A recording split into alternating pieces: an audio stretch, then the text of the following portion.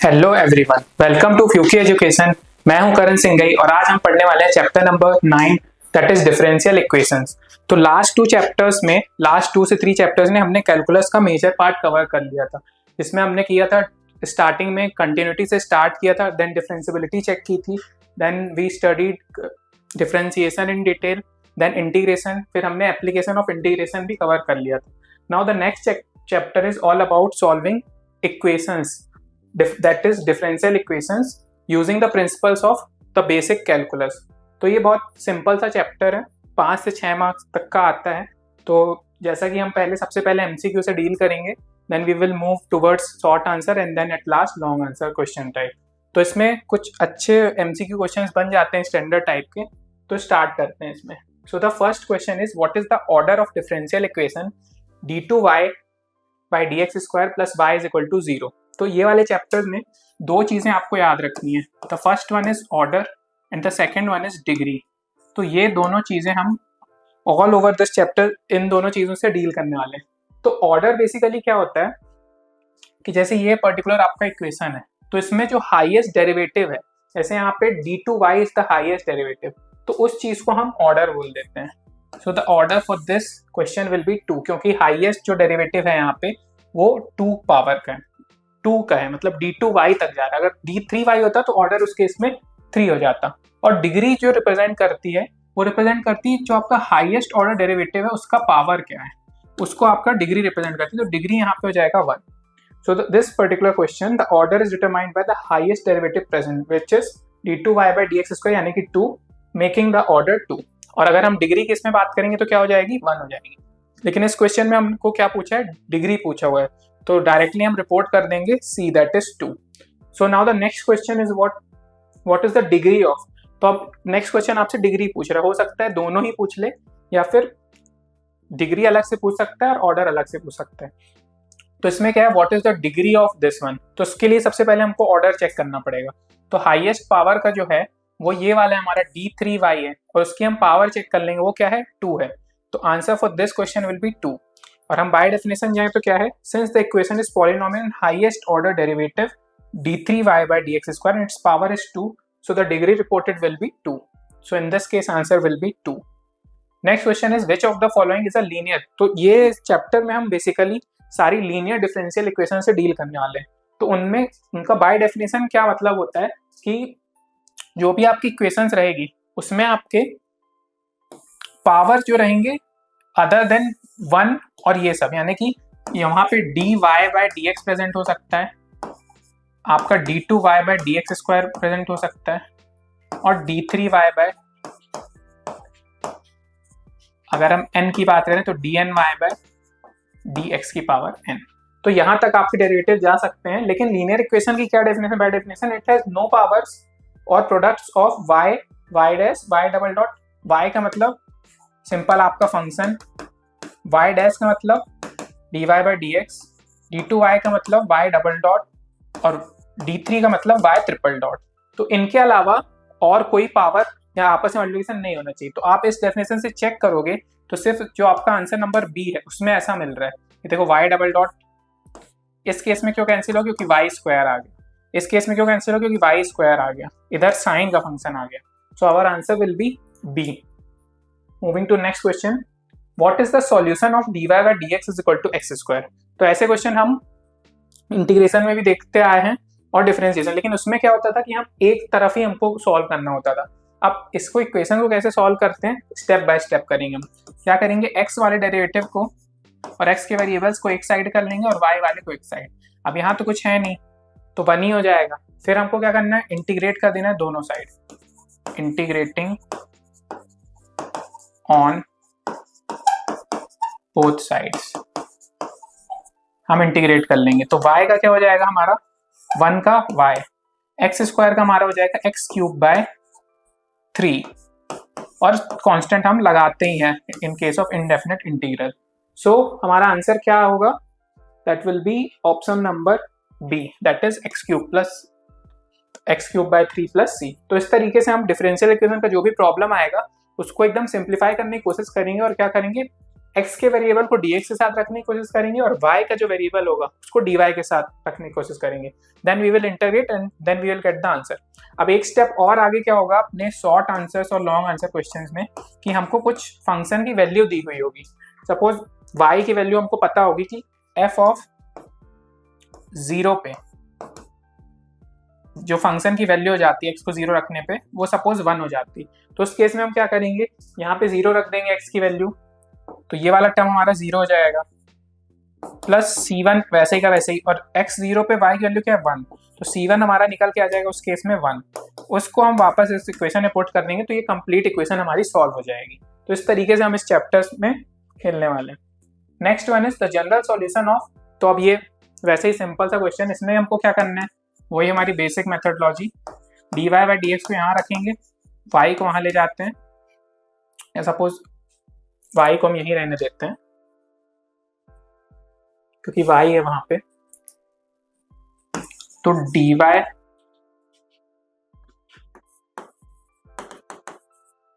अब y को y के साथ लिख लेते हैं और dx को वहाँ ले जाते हैं, ठीक है। तो 1 बाय y का अपन को इंटीग्रेशन करना है, क्या हो जाएगा उस केस में, यहाँ पे तो कुछ नहीं है तो सिंपल क्या आ जाएगा x। अब इधर देखिए y की पावर -1 का हमको इंटीग्रेशन करना है, तो इंटीग्रेशन का बेसिक रूल क्या होता है, अगर हम x की पावर n का करते हैं तो x की पावर n+1 बाय नीचे आ जाता है n+1, ठीक है। लेकिन यहाँ पे क्या है -1, तो ये हमारा डायरेक्ट ln वाला फॉर्मूला है, तो इस केस में यहाँ पे क्या आ जाएगा 1 बाय y का ln y और -x+c, तो यहाँ तक हमारी इक्वेशन सॉल्व हो जाएगी। लेकिन देखो अपन को आंसर y के टर्म से रिपोर्ट करना है, तो अपने को क्या करना पड़ेगा, दोनों तरफ लॉग लेना पड़ेगा। दोनों तरफ अगर लॉग लेंगे तो यहाँ y आ जाएगा और e की पावर -x+c, जो कि आपका आंसर b है। उनने क्या किया है, आप e की पावर -x को ऐसे लिख सकते हो और e की पावर c को लिख सकते हो, तो e की पावर c वापस से एक कांस्टेंट है, तो c e की पावर -x से रिपोर्ट करती है answer, so answer will be b। The next one is differential equation, this one has the characteristic roots. तो इसमें क्या है, आयोटा इसलिए आ रहा है क्योंकि यहाँ पे 5 दिया हुआ है। अपन समझ लेते पहले कैरेक्टरिस्टिक इक्वेशन होती क्या है। तो कैरेक्टरिस्टिक इक्वेशन में बेसिकली क्या होता है, जो आपका y डबल डैश है उसको आप रिप्लेस कर दो m स्क्वायर से, यानी कि जो भी डेरिवेटिव का पावर है आप उसको एक कांस्टेंट के पावर से रिप्लेस कर दो, इसका m हो जाएगा और y आपका एज अ कांस्टेंट ही ट्रीट होगा। तो इस केस में हमारी इक्वेशन सॉल्व होके क्या आ जाएगी, m square plus m plus 5 is equal to 0। अब ये हमारी कहला जाती है कैरेक्टरिस्टिक इक्वेशन, और अगर इसके हम रूट्स की बात करेंगे तो वो हमारे कहलाते हैं कैरेक्टरिस्टिक रूट। ये आपके सिलेबस का पार्ट नहीं है, एक्सटेंडेड क्वेश्चन है। जब आप हायर स्टडीज करेंगे तो ऐसे क्वेश्चन आते हैं, तो कई बार क्या होता है 1 मार्क में ही पूछ देता है, तो आपको उस केस में पता होना चाहिए। तो इस केस में अब क्या होगा, क्योंकि हमारे रेगुलर रूट्स नहीं बन रहा है तो आयोटा हटा जाएगा। अब सपोज यहाँ पे 6 होता तो आप क्या करते, इस चीज को सॉल्व कर लेते हैं ऐसे, 3m यहाँ पे मान लो -6 होता, 3m - 2m और -6 इक्वल टू 0 करके सॉल्व कर लेते तो आपको m की वैल्यू 2 और 3 मिल जाती। तो ये हमारे कैरेक्टरिस्टिक रूट्स हो जाते, और इनको सॉल्व करने का सिर्फ कांस्टेंट है, तो जो हमारी डेफिनेट यानी कि फाइनल सॉल्यूशन बनता है वो हम c की पावर यहाँ पे e के टर्म्स में ऐसे रिपोर्ट कर देते हैं, यानी कि जो भी आपके रूट्स आएंगे वो e की पावर e स्क्वायर, e की पावर 3 और कॉन्स्टेंट्स हमारे रहेंगे, ठीक है। वो कांस्टेंट हम कैसे निकालेंगे, फिर से हमको कुछ ना कुछ रिलेशन आपस में दिया होगा, उसकी हेल्प से हम कांस्टेंट c1 और c2 की वैल्यू निकाल लेंगे। तो अभी के लिए इसका आंसर आप आयोटा वगैरह सॉल्व करेंगे तो b आएगा, लेकिन आपको इसमें इस पार्ट पे ज़्यादा ध्यान नहीं देना है, आपको बस ये समझना कैरेक्टरिस्टिक रूट्स होती क्या है। इसमें क्या करते हैं हम, ये हमारा बेसिक कंसेप्ट है। अगर कभी आ भी गया तो सिंपल ही आएगा, आपको आयोटा नहीं आएगा। ये कॉम्प्लेक्स प्रॉब्लम मैंने उठाया तो आप सॉल्व कर सकते हो। अगर इसको भी सॉल्व करना है तो कैसे निकालोगे रूट्स के लिए, -b plus minus under square b -4ac by 2a करके, ये आपकी इक्वेशन है। 115 a1 है, b1 है और c5 है, आप पुट करके इससे भी निकाल सकते हो, लेकिन नॉट नीडेड।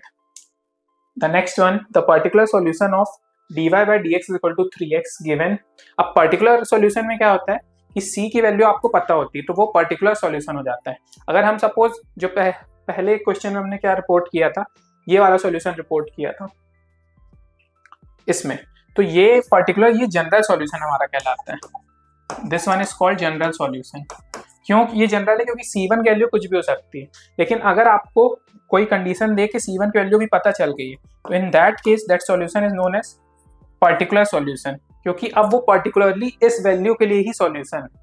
जैसे मैंने आपको ये वाले में कैरेक्टरिस्टिक इक्वेशन में बताया, ये जो आपकी वैल्यू रिपोर्ट हो रही है इसके फॉर्म में आप रिपोर्ट करोगे अनइक्वल रूट में, तो ये जनरल सॉल्यूशन हमारा कहलाता है। ठीक है, अगर फिर हमको C1 C2 वैल्यू पता चल गई, in that case it will be known as particular solution. तो इसमें पर्टिकुलर सॉल्यूशन निकालना है, क्यों? क्योंकि कंडीशन गिवन है। अब फिर से वही सिंपल अपने को क्या करना है, ये वाली हमारी इक्वेशन दी हुई है सॉल्व करने को, तो हम क्या करेंगे, y के टर्म्स y की तरफ, x के टर्म्स x की तरफ, then what we will do, we will integrate करोगे dy का y 3x का क्या बन जाएगा, 3x² 2 और हमारा एक कांस्टेंट आ जाएगा। अब यहाँ तक तो सॉल्व हो गया। अब कांस्टेंट को लेके हमको सॉल्व करना है, तो y 0 = 2 यानी कि x 0 पे y की जो वैल्यू है वो क्या है, 2 है, तो हम यहाँ पे रख देते हैं। तो y की वैल्यू 2, x को 0 कर देते हैं, प्लस c, तो हमारा c क्या आ जाएगा, 2। तो पर्टिकुलर सॉल्यूशन क्या हो जाएगा हमारा, पर्टिकुलर सॉल्यूशन यहाँ से 3x² 2 + 2, this will be our particular solution. तो कौन सा आंसर मैच कर रहा है, फर्स्ट वाला। Next one, which method is suitable for solving. हाँ, तो ये इस टाइप का मेथड रहता है। ये हम 3 बेसिकली इसमें मेथड्स पढ़ने वाले, होमोजीनियस इक्वेशन वाला पढ़ेंगे, एक इंटीग्रेटिंग फैक्टर का पढ़ेंगे और एक जो हमारा वेरिएबल सेपरेबल कर रहे हैं। जो ये वाला मेथड उसको हम वेरिएबल सेपरेबल बोलते हैं, जिसमें हम x के टर्म्स को x की तरफ लिखते हैं, y के टर्म्स को y की तरफ लिखते हैं और फिर सॉल्व कर लेते हैं। अब ये वाला जो मेथड है, this one is known as integrating factor method. अब इसमें क्या होता है, आपको इक्वेशन को इस फॉर्मेट में फ्रेम करना होगा, फिर आपका इंटीग्रेटिंग फैक्टर हम निकालते हैं। वो बाय डेफिनेशन होता है e p की पावर ये, तो px जो भी रहेगा हम इंटीग्रेट करके निकाल लेंगे और फिर आपका जो सॉल्यूशन होता है वो इस फॉर्मेट में रिपोर्ट होता है कि y into integrating factor is equal to q into q dx हम वापस से करते हैं और यहाँ पे भी इंटीग्रेटिंग फैक्टर से मल्टीप्लाई करते हैं, तो ये हमारा फाइनल आंसर रिपोर्ट होता है। और प्लस c का कांस्टेंट तो आपको हमेशा लगाना ही। तो this method is known as integrating factor method. इसको शॉर्ट आंसर क्वेश्चन टाइप में भी हम इन थ्योरेटिकल भी आ सकता है, तो वहां पे भी हमने डिस्कस किया हुआ है। अभी के लिए बस आपको इतना जानना है। तो अब ये क्या है, विच मेथड इज सॉल्विंग, तो कौन सा हो जाएगा, इंटीग्रेटिंग फैक्टर मेथड हमको सूटेबल होगा इसको सॉल्व करने के लिए। Next one is what is the integrating factor. अब ये देखो पीछे फॉर्मेट था, अब आपसे इंटीग्रेटिंग फैक्टर पूछ लिया, तो क्या होता है integrating factor, e px dx। तो हमारा px इस केस में क्या है, y है, तो e की पावर, तो ये हमारा यहाँ पे क्या हो जाएगा, सॉरी y में जो आपका कांस्टेंट रहता है उसको हम करते हैं इंटीग्रेट, तो यहाँ पे y के साथ क्या है, 1 है, तो px हमारा 1 हो जाएगा इस केस में, y नहीं होगा 1 हो जाएगा, तो e की पावर 1 dx। सो 1 का इंटीग्रेशन x, तो इंटीग्रेटिंग फैक्टर क्या हो जाएगा हमारा, e की power x। So answer will be b। ये इससे कंफ्यूज नहीं होना आपको, y के साथ जो रहेगा उसको हम px बोलेंगे। यहाँ पे कुछ नहीं था, 1 था, y के साथ सिर्फ 1 था, तो हमारा px क्या हो गया था, 1। और अगर आप q की बात करोगे तो q ये पूरा फंक्शन होगा, e की पावर x हमारा q होगा, क्योंकि q आप वहां पे देखो q x के टर्म्स में, ठीक है, फंक्शन ऑफ x है दोनों, p और q। Next one, which substitution is used for solving homogeneous equation. तो अब होमोजीनियस इक्वेशन में सॉल्व करने के लिए कौन सा हमारा सब्स्टिट्यूशन यूज होता है, तो ऐसा होता है, sorry y is equal to vx होता है। अब क्या होगा, अभी हम आगे इसको स्टडी करेंगे, कुछ क्वेश्चंस आएंगे तो आपको ये डायरेक्ट सब्स्टिट्यूशन दिखेगा कि y को अगर हम vx द्वारा रिप्लेस कर लेते हैं तो हम इजिली वाले क्वेश्चन सॉल्व कर सकते हैं। तो अभी के लिए आप याद रख लो कि अगर जब होमोजीनियस डिफरेंशियल इक्वेशन की बात होगी तो हमको किस चीज को रिप्लेस करना है, y is equal to vx से रिप्लेस करना हो। अब वो चीज कैसे आएगा वो क्वेश्चन में आपको इजिली क्लिक हो जाएगा कि कैसे हम y is equal to vx को क्यों ही रिप्लेस कर रहे हैं, उसका रीजन हम क्वेश्चन में देख लेंगे। Next one is what is the order and degree of the, अब ये देखो जो पहले फर्स्ट और सेकंड क्वेश्चन थे उसमें क्या था, ऑर्डर आपसे अलग पूछा था और डिग्री अलग पूछा था।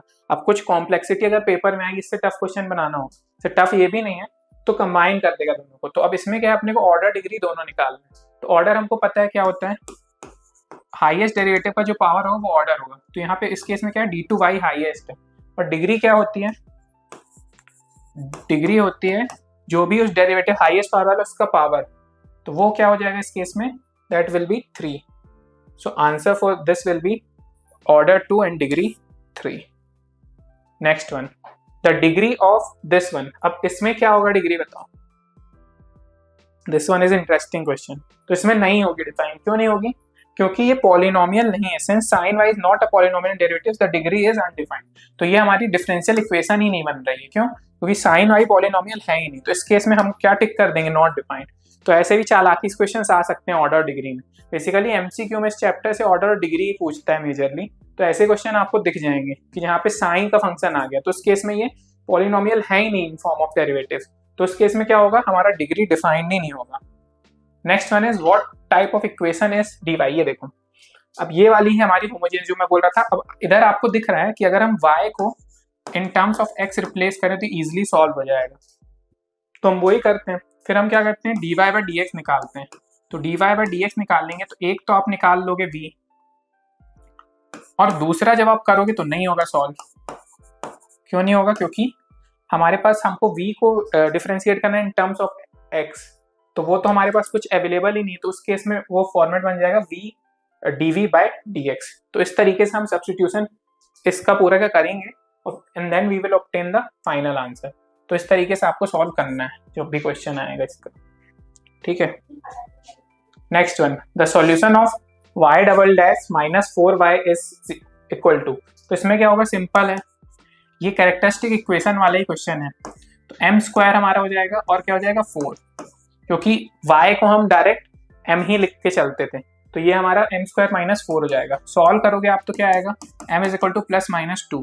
तो इस केस में मैंने आपको बताया था रिपोर्ट हम आंसर कैसे करते हैं, c1 e की पावर 2x c2 e की पावर माइनस 2x। तो इस तरीके का फॉर्मेट आता है और जो भी आपकी वैल्यू है वो e के पावर में इंक्लूड होके आ जाती है विद इनटू x। तो आंसर विल बी दिस। ये भी हायर स्टडीज क्वेश्चन, लेकिन सपोज आ गया तो आप इस तरीके सॉल्व कर सकते हो। The next and last one is y is equal to x square plus 3x plus c। ये आपको इक्वेशन दी हुई है, फाइंड द डिफरेंशियल इक्वेशन। तो अब इस केस में आपको बेसिकली एक इक्वेशन ही दे दी y की in terms of x, independent variable dependent variable. यहाँ पे डिपेंडेंट वेरिएबल क्या है, y, इंडिपेंडेंट है x। अब आपको इसमें डिफरेंशियल इक्वेशन करनी। तो हमको पता है डिफरेंशियल इक्वेशन में क्या होता है, डेरिवेटिव्स इन्वॉल्व होते हैं। Derivatives are involved in differential equations. ये हमको पता है कि डेरिवेटिव्स होते हैं इन्वॉल्व। तो इसमें नहीं है तो अपन क्या करेंगे, dy बाई dx ले लेंगे इसका। dy बाई dx करेंगे तो क्या होगा, 2x प्लस 3, c का 0 हो जाएगा। तो अब ये देखो, अब हमारी बन गई है, क्या बन गई, डिफरेंशियल इक्वेशन। और आप मैच करा के देखोगे तो किससे मैच खाएगी, इसको अगर मैं फर्स्ट डेरिवेटिव तो y डैश से रिप्लेस करूंगा तो y dash is equal to 2x plus 3। तो ये c वाली हमारी हो जाएगी differential equation. So this brings us to end of our MCQ round series. नेक्स्ट हम इस चैप्टर में करने वाले शॉर्ट आंसर, जिसमें हम बेसिकली मेथड्स को समझेंगे कि कैसे, कौन से मेथड की क्या डेफिनेशन है, क्या हमको रिप्लेस करना होगा। And then at last long answer में हम कुछ 5 अच्छे क्वेश्चंस उठाएंगे और वो सारे मेथड्स को अप्लाई करेंगे। टिल देन आपको कोई डाउट होता है नीचे कमेंट करिए। Thank you very much.